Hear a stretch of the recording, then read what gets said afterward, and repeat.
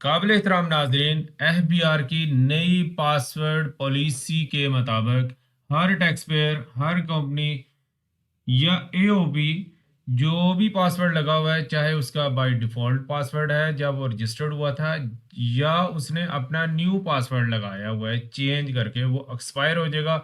और उसको रीसेट करने के लिए, जैसा कि आप जानते हैं कि रजिस्टर्ड नंबर जो कि उस प्रोफाइल में लगा हुआ और उसके नाम पे है, वो चाहिए होगा, और ईमेल चाहिए होगी। डेफिनेटली ईमेल एक्टिव होगी तो उसके ऊपर ही जो रिकवरी कोड है वो आएगा।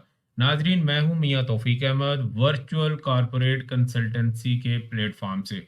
बाज़ाहिर देखने से ये बहुत इजी लगता है कि जैसे हमारा फेसबुक का पासवर्ड भूल जाता है या ईमेल का पासवर्ड भूल जाता है, तो हम विद इन सेकेंड बड़े आराम से उसे रीसेट कर लेते हैं। लेकिन ये FBR की पासवर्ड रिकवरी इतनी इजी नहीं है, बहुत से लोग इसको जानते होंगे। और ये पॉलिसी आए हुए तकरीबन 1 महीना होने वाला है। मेरे नॉलेज के मुताबिक बहुत सारी फर्म्स और हमारी टैक्स बार एसोसिएशन ने FBR को लिखा है कि ये ट्रिकी है, इसमें काफ़ी सारी टैक्स पेयर को मुश्किलात आएंगी, लेकिन FBR ने पॉलिसी चेंज नहीं की। इवन आप जैसे ही लॉगिन करते हैं आयरस, और मैं आपको प्रैक्टिकल लेके जाता हूँ, तो इस पे बड़ा वाज़ेह लिखा हुआ आता है कि जनाब ये हमने पॉलिसी लॉन्च कर दी है और 60 दिन के अंदर अंदर आप पासवर्ड चेंज करें, और इसमें जो मोबाइल नंबर है ये लगाएं। तो मैं बड़ी डिटेल से बताऊंगा कि ये पॉलिसी क्यों आई, और इसका अभी ज़ाहिर सोल्यूशन भी निकालना है कि हर एक के नंबर भी नहीं लगे हुए, तो नहीं लगे हुए तो क्या करना है जनाब। अच्छा, पहले बात कर लेते हैं कि यह पॉलिसी आई क्यों। पॉलिसी ये इसलिए आई कि देखा ये क्या है कि FBR ने बहुत सारे नोटिस लिखे, बहुत सारे ऑर्डर्स का भी इशू है, तो वो इंडिविजुअल तक पहुंच नहीं पाते। उसकी मेन वजह ये होती है कि उसका अपना रजिस्टर्ड नंबर नहीं लगा होता है, कि जिससे वो FBR या जो उनका मेल जो नोटिस लेके जा रहा होता है, एड्रेस का इशू होता है, उससे राब्ता कर ले। तो नंबर अगर ठीक लगा होगा, डेफिनेटली ये एक्सपायर होंगे तो वो नंबर अपना लगाएंगे, तो कम से कम उससे फ़ोन करके पूछ लेंगे भाई आप कहाँ रहते हो, क्योंकि आपको पता है हमारे गली मोहल्लों के इस तरह के एड्रेसेस हैं कि वो मेल जो एड्रेस लिखा होता है उस पे मेल जाना बड़ा मुश्किल होता है। लेकिन अगर सेल फोन लिखा हो तो जो कोरियर होता है वो फ़ोन करके पूछ लेता है भाई कौन सी लोकेशन पे हो, ये इस तरह का नोटिस आया, तो उस तक पहुंच जाएगा।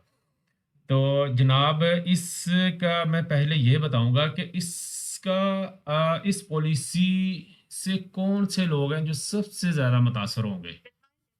सीधी सी बात है कि जिनके NTN पे उनका नंबर ही नहीं लगा हुआ, यानी NTN उनके लॉयर ने या उन्होंने जानबूझ के अपना नंबर गलत दिया हुआ है और ईमेल भी डमी लगा हुआ है, उनके लिए तो बहुत ज़्यादा प्रॉब्लम होगी कि वो रीसेट कर ही नहीं सकेंगे, क्योंकि जो सिस्टम पे उनका सेल फोन लगा हुआ है, ईमेल लगा हुआ है, वो एग्जिस्ट ही नहीं करेगा।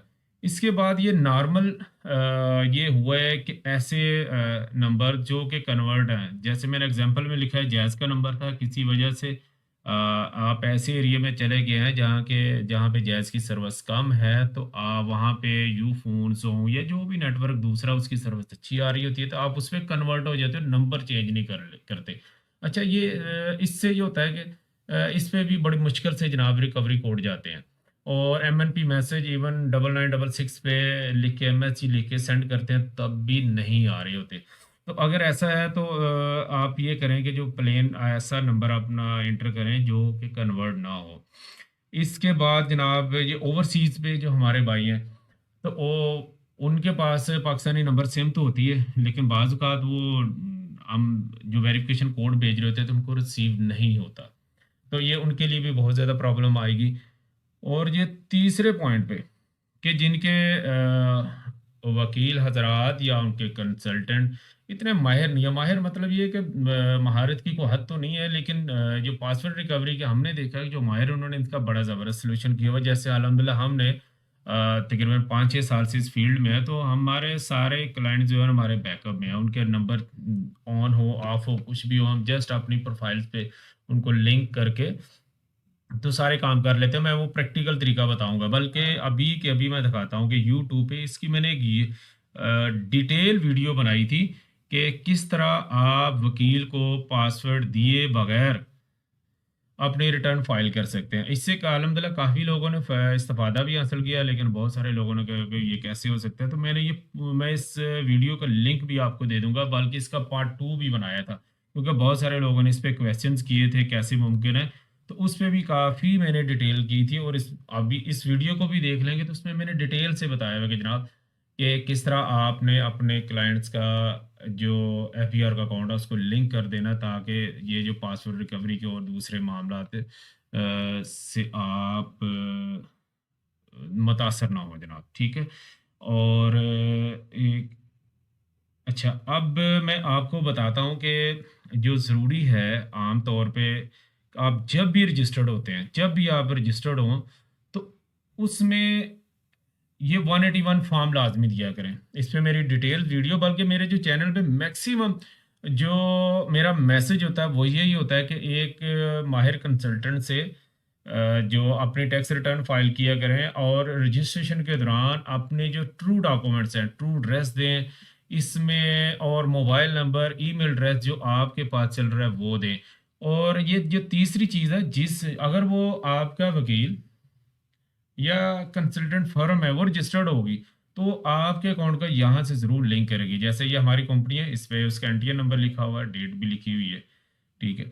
तो अगर ये वाली चीज़ होगी तो आपका भले नंबर यहाँ पे बंद है, आप दुनिया के किसी कोने में हैं, ईमेल आपने चेंज कर लिया है, अक्सर लोग चेंज कर लेते हैं या सेल फोन चेंज करते हैं, तो उस वजह से वो पहला वो ईमेल लगा नहीं पाते, तो ये वाली प्रॉब्लम भी उनको नहीं होगी।